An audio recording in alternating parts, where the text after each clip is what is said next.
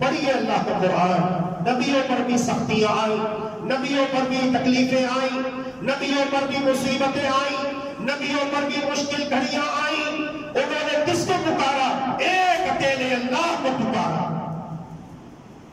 اولیاء کرام، اتقیاء، شہداء، صلحاء، جب ان پر سختیاں آئیں، تکلیفیں آئیں، مصیبتیں آئیں، پریشانیاں آئیں، انہوں نے کس کو پکارا؟ ایک اکیلے اللہ کو پکارا. لیکن وہ انسان جو اکیلے اللہ کی عبادت کرنے کی بجائے وہ تمام تر اعمال اور تصرفات جو عبادت کے زمرے میں آتے ہیں، استعانہ، استغاثہ، استبدال، ذبح، نذر و نیاز، چڑھاوا چڑھانا،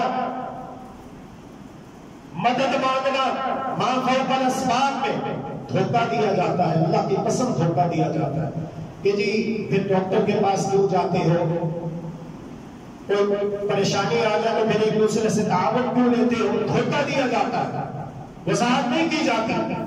دیکھیں کچھ چیزیں ایسی ہیں جو اللہ رب العالمین نے ہمارے اختیار میں دی ہیں، اور قرآن حکیم میں ہمیں حکم دیا ہے کہ جو چیزیں ہم نے تمہارے اختیار میں دی ہیں ان میں تم ایک دوسرے کے ساتھ مدد کیا کرو، تعاون کیا کرو.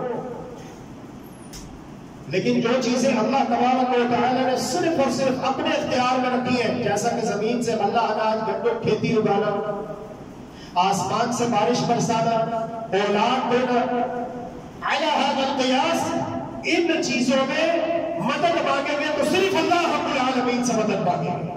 اب جنگ بدر میں اللہ تبارک و تعالی نے فرشتوں کو بھیجا، جاؤ میرے مومن بندوں کی مدد کرو. لیکن ان مومن بندوں نے مدد کے لیے پکارا کس کو تھا؟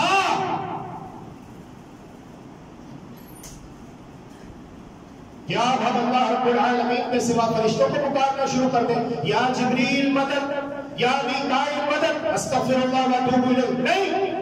توحید یہ ہے، ایمان یہ ہے کہ مدد اللہ سے مانگیں گے. اللہ کی مرضی ہے، اللہ ہماری کب کہاں کیسے مدد کرتا ہے وہ اللہ کی مرضی ہے. لیکن مدد اب اللہ